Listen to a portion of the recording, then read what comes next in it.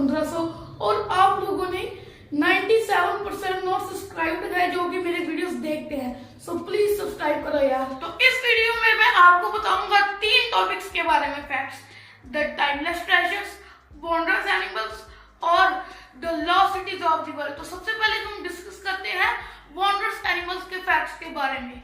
So let's go. क्या आपको मालूम है कि वह कौन सा एनिमल है जो कभी पानी नहीं पीता?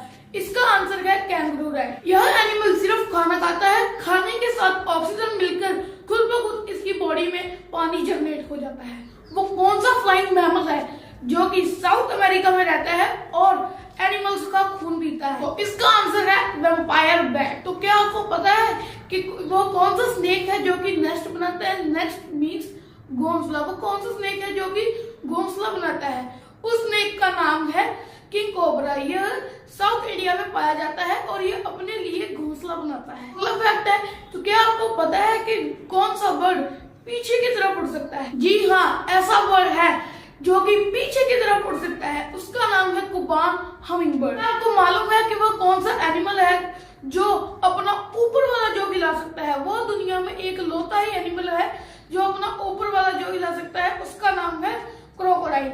जी हाँ, क्रोकोडाइल अपना अपर जो हिला सकता है, जो यानी ऊपर वाला जबड़ा। आपको मालूम है कि एक जहरीला पंछी भी है। यह जहरीला पंछी पपुआ गुनिया में पाया जाता है और इसका नाम है ग्रे पिजन। ग्रे पिजन ही एक ऐसा बर्ड है जो कि पॉइजनस बर्ड है और यह पपुआ गुनिया में पाया जाता है। तो क्या आपको मालूम है कि वह कौन सा समुद्र का जीव है जो कि तुरंत आदमी की तरह बोलने लगता है और हंसने भी लगता है? उस जीव का नाम है डॉल्फिन। डॉल्फिन आदमी जैसे हंस भी सकती है और बोल भी सकती है। तो क्या आपको मालूम है कि वो कौन सा सबसे बड़ा क्रीचर है जो कि अर्थ के ऊपर चल सकता है? इस क्रीचर का नाम है सेडापोसिडन। सेडापोसिडन ही क्रीचर है जो कि अर्थ के ऊपर चल सकता है। तो क्या आपको मालूम है कि वह कौन सी मछली है कि जो चल भी सकती है और पेड़ के ऊपर चढ़ भी सकती है? उस मछली का नाम है क्लाइंबिंग पर्च। यह एक लौती ऐसी मछली है जो कि जमीन के ऊपर चल सकती है और पेड़ों के ऊपर चढ़ भी सकती है। क्या आपको मालूम है कि वह कौन सा एनिमल है जिसका ग्रोथ रेट बहुत ही कम है? यह 0.3 इंचेस बढ़ता है 100 सालों में। इस एनिमल का नाम है डीप सी क्लैप और यह एक लौता एक एनिमल है जो कि 100 इयर्स में 0.3 इंचेस बढ़ता है। तो ये था वंडरस एनिमल्स के बारे में। अब हम बात करेंगे lost cities of the world के बारे में।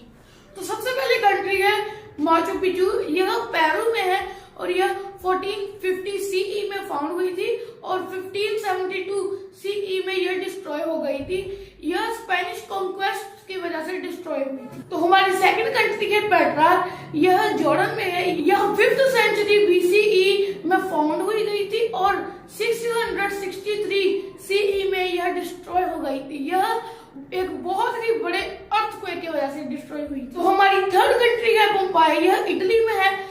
It is founded in 6th century और 79 बीसी में यह खत्म हो गई थी। यह वोल्केनिक इरप्शन की वजह से डिस्ट्रॉय हुई थी। तो हमारी फोर्थ कंट्री है मेम्फिस। यह इजिप्ट में है।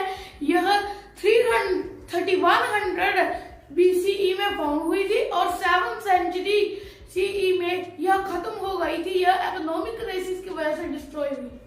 तो हमारी 5th कंट्री है बेबीलोन। यह इराक में है। यह 1894 में फाउंड की गई थी और 7th सेंचुरी में यह डिस्ट्रॉय हो गई थी। यह एक बहुत बड़ी वॉर की वजह से डिस्ट्रॉय हो गई। तो हमारी 6th कंट्री है विजयनगर। यह इंडिया में है और यह 14th सेंचुरी में ढूंढी गई थी और 16th सेंचुरी में यह डिस्ट्रॉय हो गई थी। यह भी एक बहुत बड़ी वॉर की वजह से डिस्ट्रॉय हुई थी। तो हमारी 7th कंट्री है चिचेन इट्जा।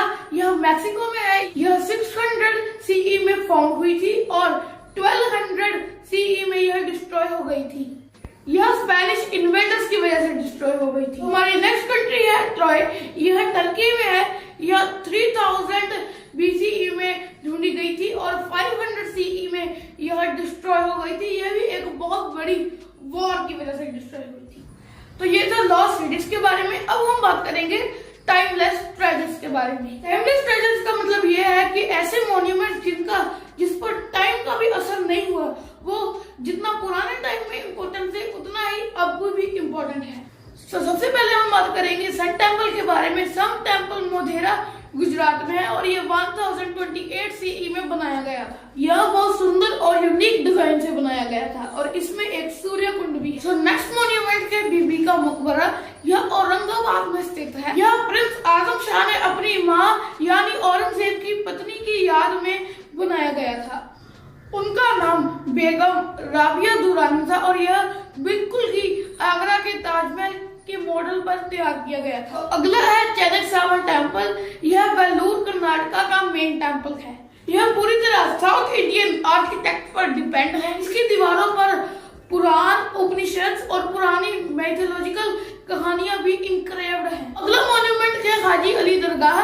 यह 600 साल पुराना मॉन्यूमेंट है जो कि मुंबई में स्थित है। यह एक पत्थर पर स्थित है जहां जाने के लिए एक नेचुरल ब्रिज बना हुआ है। नेक्स्ट मॉन्यूमेंट है मैसूर प्लेस। यह मैसूर में स्थित है और यह अपनी आर्ट वर्क के लिए बहुत ही प्रसिद्ध है। यहाँ का दरबार हॉल, इसकी दीवारें, इसकी छत बहुत ही खूबसूरती से बनी हुई है। अगला है सी कैथेड्रल। यह एशिया की लार्जेस्ट चर्चिस में भी आता है। इसका जो बेल टावर है वो अपनी आवाज के लिए बहुत प्रसिद्ध है। आवाज यानी रिचनेस टोन के लिए बहुत प्रसिद्ध है। नेक्स्ट मॉन्यूमेंट है शेषाद्री मंदापन। यह इंडिया के लार्जेस्ट टेम्पल्स में आता है। यह लॉर्ड विष्णु का टेम्पल है जो कि यह लॉर्ड विष्णु का टेम्पल है जो कि श्रीरंगन तमिलनाडु में स्थित है। तो नेक्स्ट मॉन्यूमेंट है गोमतेश्वरा बाहुबली मोनोलिथ। यह 57 फीट ऊंचा भगवान बाहुबली की स्टैचू। यह 983 सीई में विद्यागिरी हिल्स पर बनाया गया था। यह बहुत दूर से भी दिखाई देता है। तो हमारा नेक्स्ट टेम्पल है मीनाक्षी टेम्पल। यह मदुरई साउथ इंडिया में स्थित है और यह बहुत ही प्रसिद्ध टेम्पल है। यह अपने साउथ इंडियन आर्किटेक्चर के लिए बहुत प्रसिद्ध है। इसके 14 गोपुरम्स हैं। इसकी अप्रोक्सीमेटली हाइट 160 फीट है और इसका जो साउथ टावर है वो सभी टावर से लंबा है। तो ये थी आज की वीडियो। अगर आपको ये वीडियो पसंद आई तो लाइक करो, सब्सक्राइब करो मेरे चैनल को और बेल आइकन दबाना मत भूलिएगा। मैं फिर से कह रहा हूँ कि 97% जो मेरी वीडियो देखते हैं वो नॉट सब्सक्राइब है। तो सब्सक्राइब करो यार। अगर आपने मुझे इंस्टा, फेसबुक और ट्विटर पर फॉलो नहीं किया है जाके करो यार, लिंक से दबाओ सेक्शन। तो बाकी मैं